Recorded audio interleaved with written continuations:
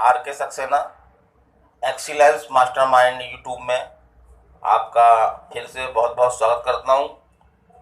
आज मेरा ये वीडियो उन लोगों को समर्पित है जो ला कर रहे हैं या ला करके कॉम्पिटिटिव एग्ज़ाम जैसे सिविल जज, एडीपीओ वगैरह की तैयारी कर रहे हैं।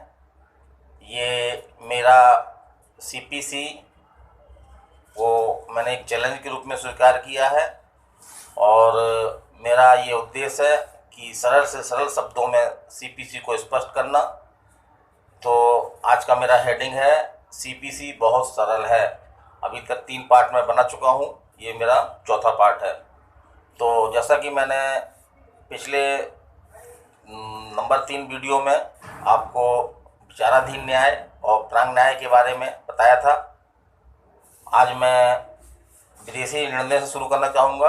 और हाँ, आज 26 नवंबर है। आज ही के दिन हमारा संविधान सभा द्वारा स्वीकार किया गया था, इसलिए इसे संविधान दिवस और विधि दिवस के रूप में भी मनाया जाता है। तो मैं आप सभी लोगों को संविधान दिवस और विधि दिवस की ढेर सारी शुभकामनाएं देना चाहूँगा और इसी के साथ मैं अपना वीडियो प्रारंभ करता हूँ। तो जैसा कि मैंने कल बताया था, मेरा पहला टॉपिक है इसमें विदेशी निर्णय। तो मैं इसके पहले बता चुका हूँ कि विदेशी न्यायालय कौन से हैं और विदेशी निर्णय क्या कहलाते हैं। धारा 2(5) में विदेशी न्यायालय को स्पष्ट किया गया है और धारा 2(6) में विदेशी निर्णय को बताया गया है। तो विदेशी न्यायालय जो भारत के बाहर स्थित हैं और भारत सरकार द्वारा संचालित नहीं है, विदेशी न्यायालय कहलाते हैं। और इन विदेशी न्यायालयों द्वारा जो निर्णय दिए जाते हैं उनको हम विदेशी निर्णय कहते हैं।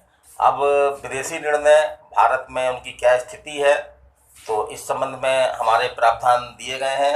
मुख्य प्रावधान हमारी धारा 13 में मिलता है।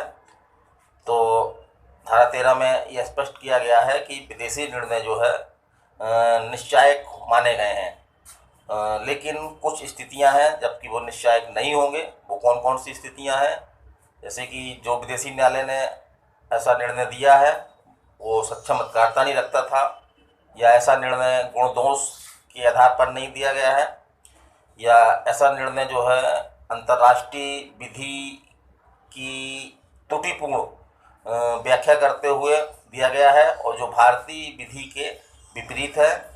इसी प्रकार से ये प्राकृतिक न्याय के सिद्धांत जो हमने प्रशासनिक विधि में पढ़े हैं उसके विपरीत है, या इस तरह का निर्णय जो है वो कपटपूर्वक प्राप्त किया गया है, या ऐसा है जो भारत में किसी लागू विधि का के विपरीत है। तो ऐसी स्थितियों में निश्चायक नहीं होगा, अन्यथा विदेशी निर्णय का लगभग वही प्रभाव होता है जो कि भारतीय न्यायालय के निर्णय का होता है।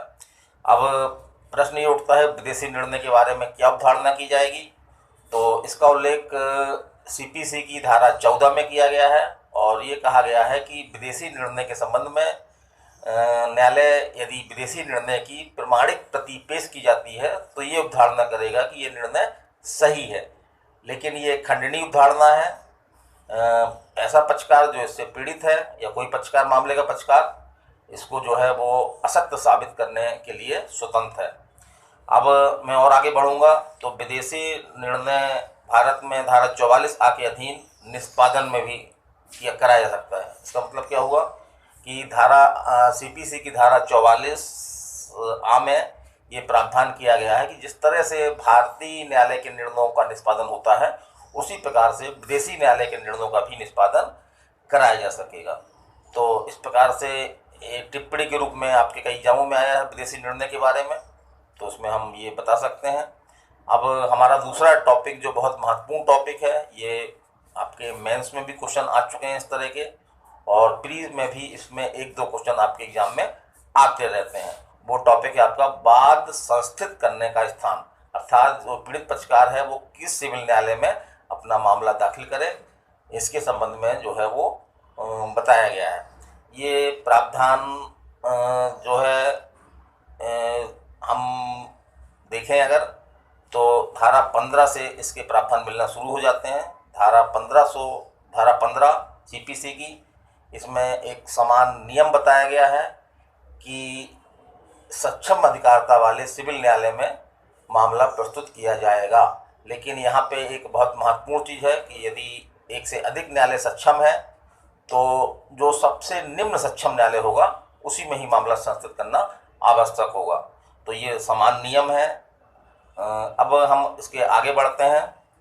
तो संस्थित किया जाना चाहिए, ये आपके किस धारा में है ये पूछा गया है। धारा ये आपके 15 में है कि निम्नतम सक्षम सिविल न्यायालय में मामला पेश किया जाना चाहिए। ये किस धारा में है, ये प्री में क्वेश्चन आ चुका है आपके। तो ये धारा 15 में है आपके।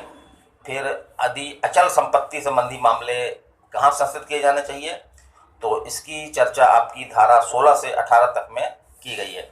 तो थोड़ा सा मैं उस पर ही प्रकाश डालना चाहूँगा। पहला स्थिति है बाद उस न्यायालय में जहाँ प्रतिवादी उस न्यायालय में जहाँ उस न्यायालय में जहाँ न्यायालय में लाना चाहिए जिसकी अधिकारिता में संपत्ति स्थित है। तो बड़े समान नियम है धारा 16 सीपीसी में कि जिस न्यायालय की अधिकारिता में संपत्ति स्थित है आपकी अचल संपत्ति, मामला उसी न्यायालय में लाना चाहिए। अब एक कंडीशन ऐसी भी हो सकती कि जहाँ ऐसी अचल संपत्ति है जो 2 या 2 से अधिक न्यायालयों की अधिकारिता में आती है। तो इस संबंध में जो स्पष्ट किया गया है आईसीपीसी की धारा 17 में किया गया है। इसमें कहा गया है कि वो सभी न्यायालय जिनकी अधिकारिता में ऐसी अचल संपत्ति आती है तो वहाँ पे मामला दायर किया जा सकेगा। तो बहुत क्लियर बात है। अगर 2 या 2 से अधिक, मान लीजिए कि रीवा न्यायालय और सतना न्यायालय, अगर हम ऐसी संपत्ति जो विवादित संपत्ति है वो सतना में भी है रीवा में भी है, तो ये पक्षकार के विवेक पर है कि वो मामला कहाँ पे संस्थित करे। रीवा में भी कर सकता है और आपका सतना में भी कर सकता है। चलिए हम आगे बढ़ते हैं। कहीं कहीं पे ऐसा होता है कि क्षेत्राधिकार के संबंध में अनिश्चितता या डाउट पैदा हो जाता है। तो ऐसी स्थिति में पक्षकार जो है वो वादी जो है वो किस न्यायालय में मामला दायर करे। तो इसमें कहा गया है कि वो इस आशय का कथन करते हुए जहाँ भी इस 2 न्यायालय डाउट है रीवा का और सतना का, तो वो अपने विवेक से जो है वो रीवा में कर सकता है या सतना में कर सकता है, लेकिन उसको इस आशय का कथन जो है वो करना होगा। ये प्रावधान आपके जो है धारा 18 में है। अब अगला नियम जो है वो